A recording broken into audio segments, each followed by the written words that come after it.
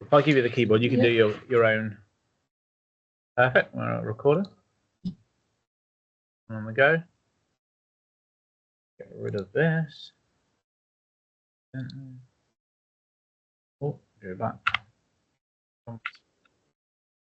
Okay, so in your own time, you go for it, and then I'll come in at the end. Okay, so this is my final project proposal pitch for a sci-fi RTS asset pack, with the logo design there being loosely based on like medals that were from previous historic wars, such as World War One, other stuff like that. The overview. The main concept for my project is I want to make a sci-fi asset pack for some sort of RTS game that you could, like, that then a developer or a player could use to make their own faction in the game to add like additional enemies. It could be used as something for like a DLC to like create a mini campaign with a new enemy for the player to face with whichever faction they want to play as.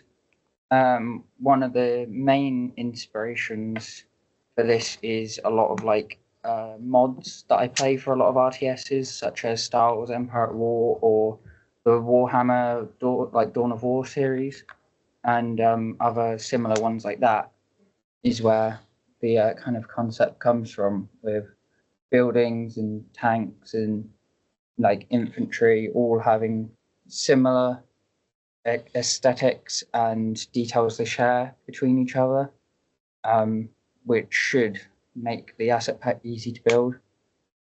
So, as I said, the genre is sci-fi, and the kind of form I'm going for is like an RTS sort of thing. It's the main thing I want to create from this is a like working asset pack. I would love to do like a full working demo, because to be able to turn it into like a demo RTS game, it wouldn't be too much more effort. It would just be learning the code, which I could easily do during something like the Easter holidays when I don't have access to as many pieces of software as I do now. But the main focus is to get the other stuff done. So if I am able to then get a working demo that isn't just a visual showcase of what has been made, then that would be wonderful. With obviously in the level, it would show off the buildings I've made, the weapons, the tanks, stuff like that. But if I was able to get like the tanks being able to move around freely when you click on them, that would be kind of the main thing I wanted to get done for it. As I said, inspiration wise, one of the main inspirations is Star Wars Empire at War. Other ones are other sci-fi series as the Dawn of War, Star Wars, Total War. Plus, there are many non-RTS or non-sci-fi video games and books and films that I take inspiration from, such as Subnautica and Slime Rancher. Although they don't have many fighting as many fighting elements in them, they still have quite a lot of somewhat modular designs, depending if it's base building or being able to customize individual things, which will give off their own thing. Plus, there are many other films such as Dune and the Star Trek series, with films, books, TV shows that give a lot of inspiration as well. So I think, at least with this final project, compared to some of the previous ones, I want to try and take more inspiration from stuff that doesn't have a visual element to them.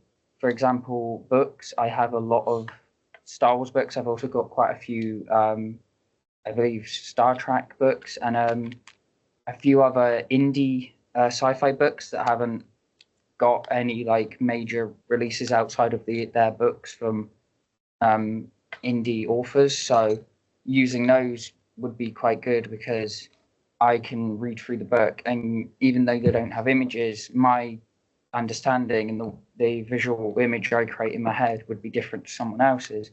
So there's a lot more, I find, like creative freedom with that.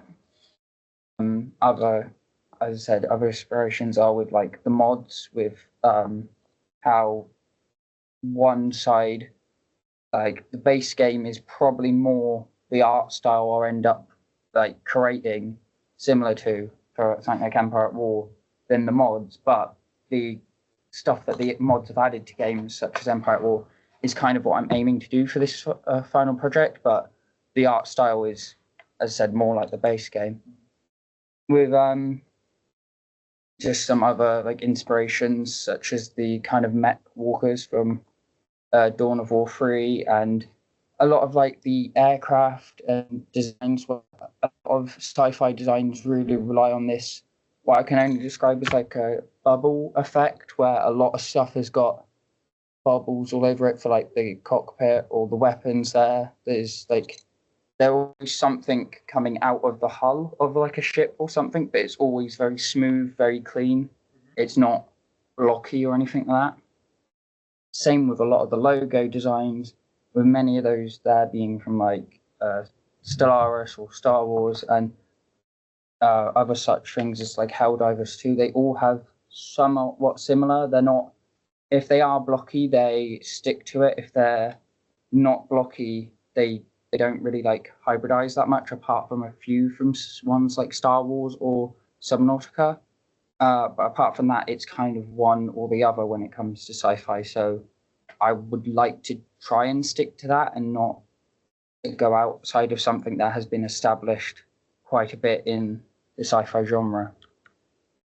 Issues and debates.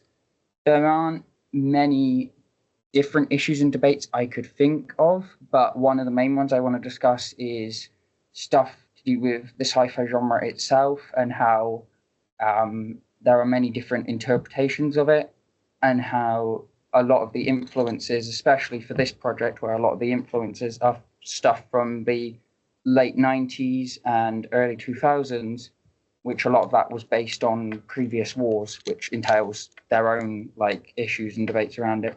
But also the RTS genre itself is in quite a, not a huge decline as much now, but most of the biggest releases from like 2019 to 2024 were just remasters and re-releases, and many of the biggest like unique RTS games were not sci-fi at all. They were more medieval, or they were one-off games in a series, such as Minecraft Legends, or Iron Harvest, Last Train Home, all being based on war, but more like in the early 1900s. And a lot more modern sci-fi releases, such as Homeworld 3, have gotten mixed to negative reviews on platforms like Steam and other stuff like that. So there's been quite a clear showing that the idea of sci-fi RTSs has fallen out of favor with a lot of the people in the communities for RTSs, but it's also as well just not as big of a community as it was 5-10 years ago. So facing down issues of if this product is appropriate for the market would be one of the main issues and debates as well I'd have to talk about and research into for this. So my research plan and resources, as I said before, with me being able to have a lot more books involved in my research than in previous years, that is kind of led me to want to do a lot more primary research this year. Now I have more access to a lot more RTS games, a lot more sci-fi games, and also just the ability to access more non-game material, such as TV, films, online websites.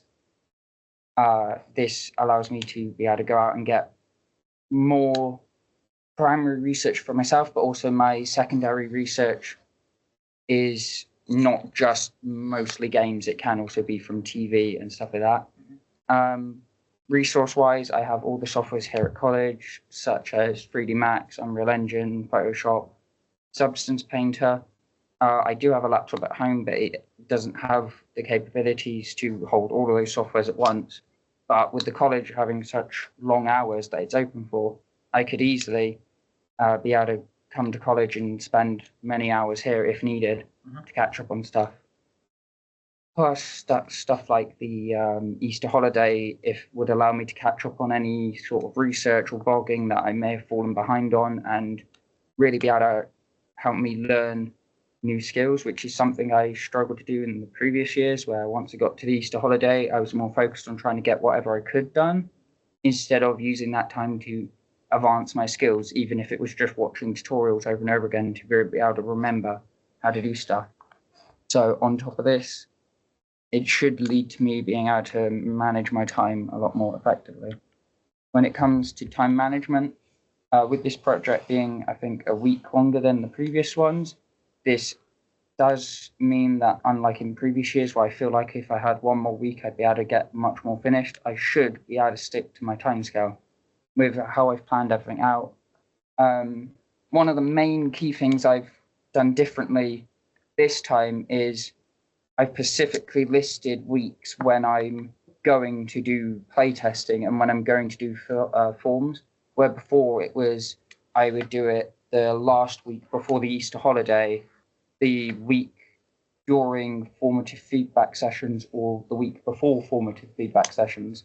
Once I get into the actual 3D modeling side of things, I want to do it either every other week or every 2 weeks, so that gives me time to make a good few assets, add it to my level, to my visual level, and be able to let players move around, even if it is only a few more assets. Being able to get more feedback from them at once is a lot easier, especially with forms, which is kind of what has left me in the past with not much feedback, because I will just make all the assets and then near the end ask for feedback and not give myself enough time to be able to work on that feedback. So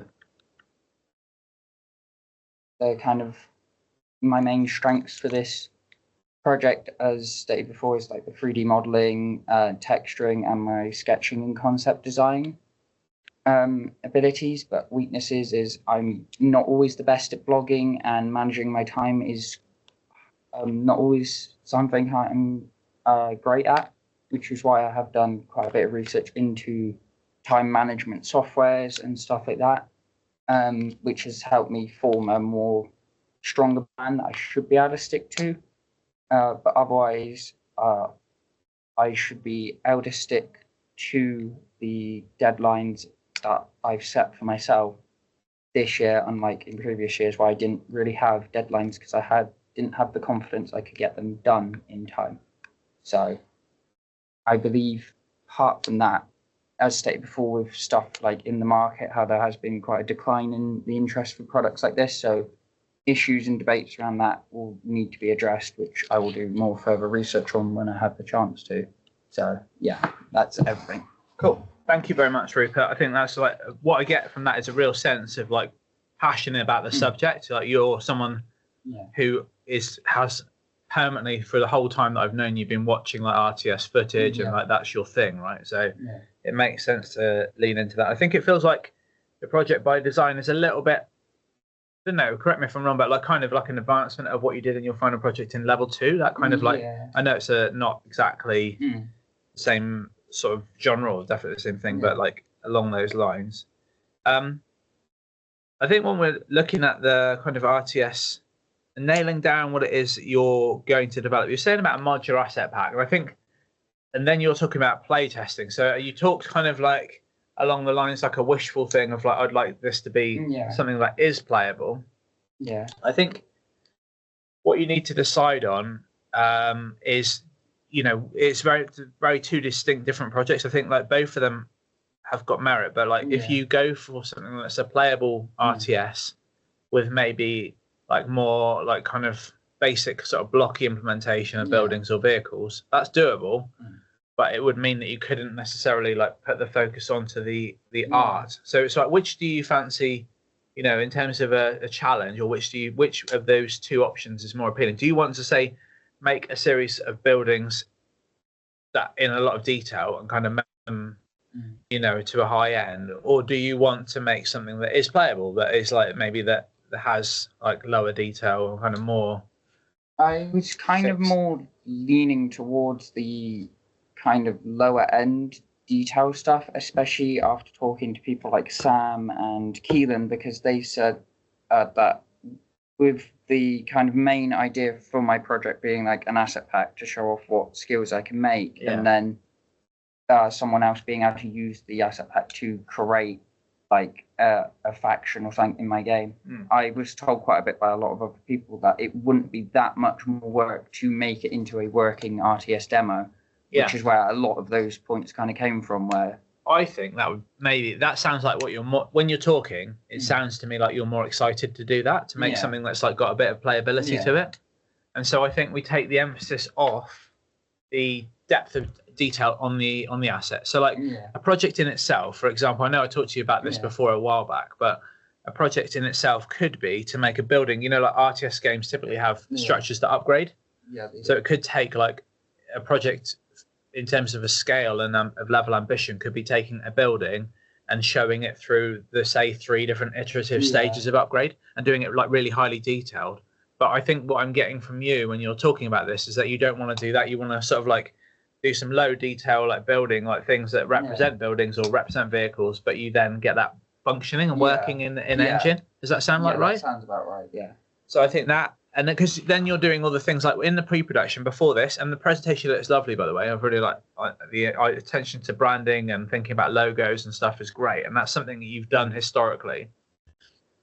Because then that gives you the ability to think about, look, I get this little prototype working. Maybe I have 2 different factions, and I've got 2 different, or different things represented in the UI, and all those. And I feel like that would be something that you would maybe get into more.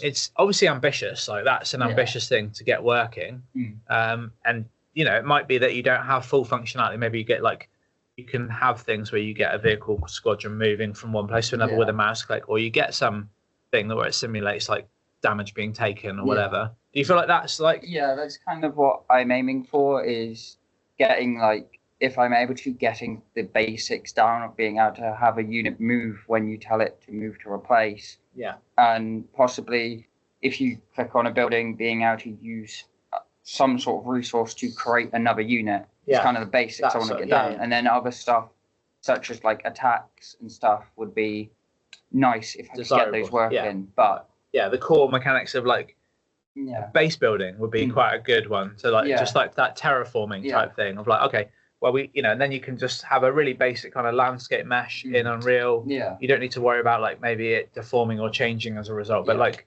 have a nice sort of flat mesh to start with, and you put some blocks down there, different scales or different types of building, right? Just to add something to like the assets so they don't feel like just static meshes, even if it is just them moving about or them taking an amount of damage, makes it feel like it's not just. That sounds great. And I think if you get like in terms of the sort of traditional point of view and the traditional kind of level of detail when you in these games, these are older games, but that that sort of what derived from an isometric camera point of view from quite a distance means that you can kind of get away with lower detail in the models and just that. If that's what I don't want to put something onto you, but is that like that would be like what you'd be more excited to do? Something along the lines of that. So I think that's the key thing. I think we need to sort of make sure that the focus is not, say, talking too much about modeling and about design, and maybe it goes over to more about function and more about like getting something implemented. If you feel that's feasible, right? It's up to you. But I like that. That kind of sounded to me like it sounds like basically at the start it sounded like to me like 2 projects, or it could be 2 different, completely different projects. But both like both are big in scale, so we need to do one or the other. Do you know what I mean? I get that. Okay. So I think that's definitely something to take away from here. I think like you're talking about all the right things. You talked about time management. I want to commend you on this. Like you're the first person that's brought me an insanely detailed scheduled chart. I know other people are using Gantt charts and other tools, but you've done a really in-depth, detailed breakdown of what you're going to be covering in the week-by-week phase of this project duration. And I think it's important that you've addressed the idea of time management, because historically I think you have been good at time management. It's just like there was factors in last year's final project which caused that one to not be where it should have been. But it looks like you're setting out to really address that one. Is there any other elements that you foresee as major challenge or things that you're kind of apprehensive about in the project build up to this? Obviously stuff such as the kind of coding side of things, which is what I'm hoping to go down at least once I got all the assets working. Yeah. There's a lot of elements there that are just I have no knowledge of those, so there's quite a few gaps in my knowledge. But Yeah. people like Sam and Keelan and Matthew have offered to help me if they have the time. Yeah. But also stuff like the Easter holiday, I can use that, as I said before, to just fill in the gaps of knowledge I have. Oh. So I think one of the key things when you're talking about once I've got the assets, I think actually you could, because the emphasis now is if you're on to like the playability or the functionality, you could explore the feasibility of that fairly early on. You could build a little prototype with boxes, with blocks, placeholder stuff, and just see if you can get any of those things working. And then if say after a week you're like, oh, this is doing my head in the blueprinting side and getting this actually function and this to move and these things, then maybe you say, well, look, I'm going to switch. The emphasis will go back to art, and I'll just make like a series of buildings with upgrades or whatever, So I think that would be something to try and prototype without the need for art. Don't wait for the art to be the driving factor, because I think the emphasis is off that now.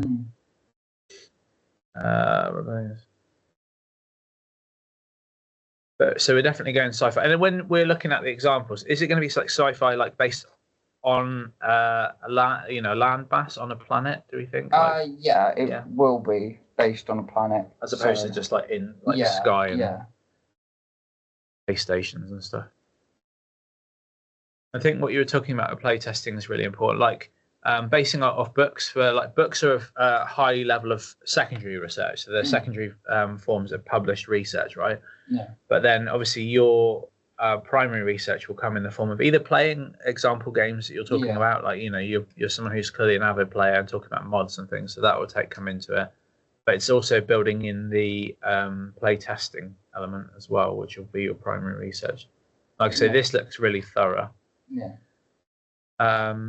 So I think that's the key thing, really, is like we come away from this and you determine whether it is going to be a visual thing or mechanic driven.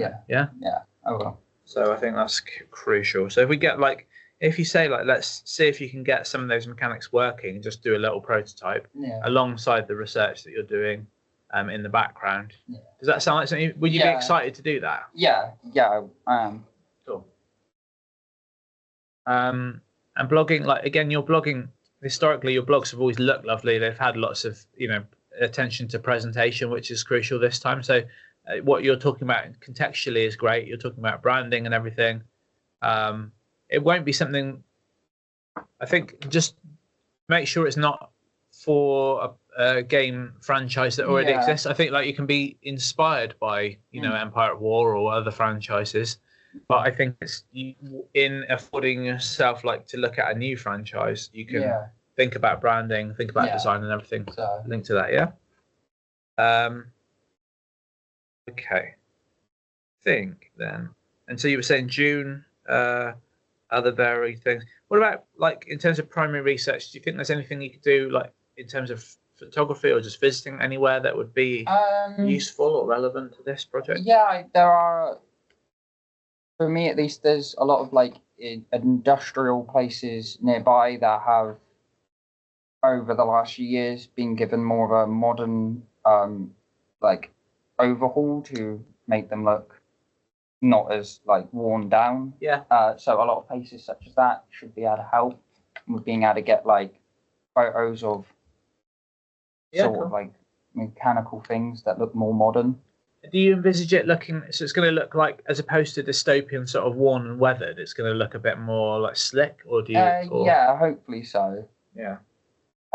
Which is kind of more of a style that I haven't done as much before. A lot of the time when I do sci-fi things, I then try and weather it to make it look like it's kind of not this new thing that's really clean cut. So, but again, I think you can let research steer you at that point. But it's good to have a kind of a goal in terms of that, which would be important. All right, cool. Right, I'm happy if you are. We'll wrap this one up. In summary, I think just come back to the focus of what it is you're making and just really think about what is it going to be, something that is about playability and trying to get functionality down, and then less so about visuals, or is it going to be the other way around? Yeah. Yeah.